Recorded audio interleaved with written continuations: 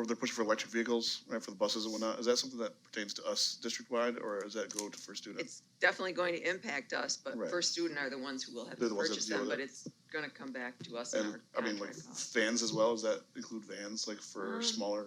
Right now, they're talking about, again, starting in 2028, any bus that's purchased, new bus after 2028 will have to be the green electric bus.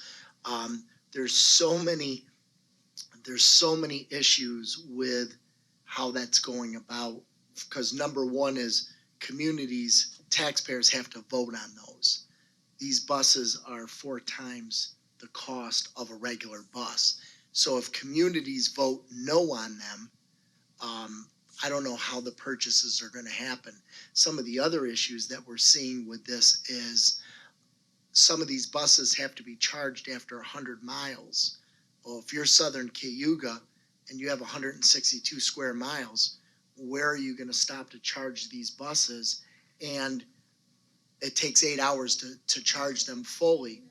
So there's a lot of issues that have to be ironed out before this even is possible to do.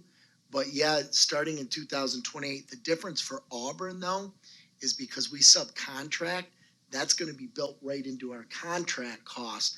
Unlike Southern Cayuga, Union Springs, Moravia, that actually have to go out and vote and get taxpayer approval on this, that will just be added in. So there was just a conference over at OCM BOCES on this, and a lot of great questions were posed, and a lot of them they still can't answer.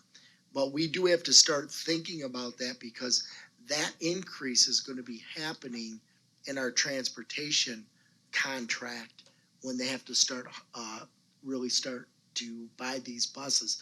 I know First Students already has some of these buses in other states, so they've already started. They actually have fleets of them out there, because we brought this up at one of our transportation meetings with First Student.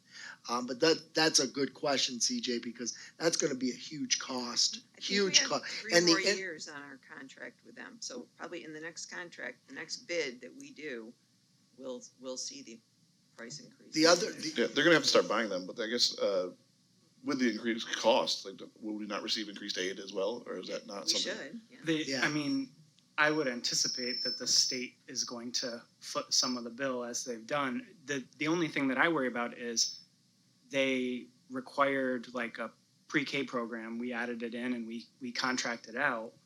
The school districts that started pre-K programs and kept it in-house, they got like a big windfall of money over the last 2 years. We didn't get that because we contract out our pre-K. So like if we have a subcontract out, we're not going to get, here's your money to buy your buses. We get aided on our transportation aid, but if there is some kind of windfall to pay for electric buses, we wouldn't receive that.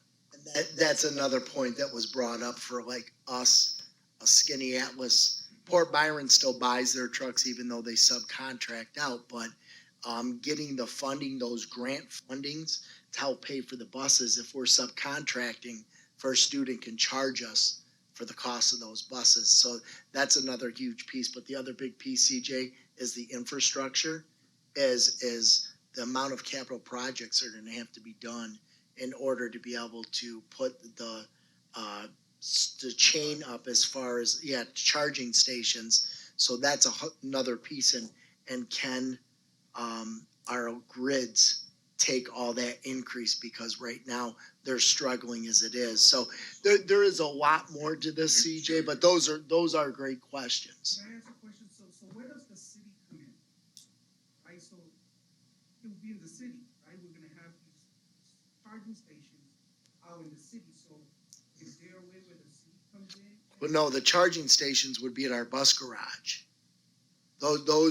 That's gonna be all on the school districts to build the charging stations. The problem again for us is we don't have buses in our school district. So we're gonna get hit with a huge bill, which is what Ian is referring to, is other school districts are gonna be getting aid and granted money to help cover these costs. But for us, is that money just gonna be pushed in a contract and we're gonna end up paying full charge? Those are unanswered questions. The grid will evolve over time, and that's like how things work, things change and things change. I would hope. So, but like, I think that right now, at least from what I've looked at, there's huge incentives for these vehicles. And I feel like maybe sooner than later, you wanna lose out on some of those, if there's grants that are available, take it while it's there before it's gone. Well, and that we'll have a conversation with the board, I would imagine, within the next year or two is, do we start purchasing our own buses at that point? Sort of like Port Byron does, so that we have those costs, but again, you don't know what's gonna be taken out of the contract, that's the problem.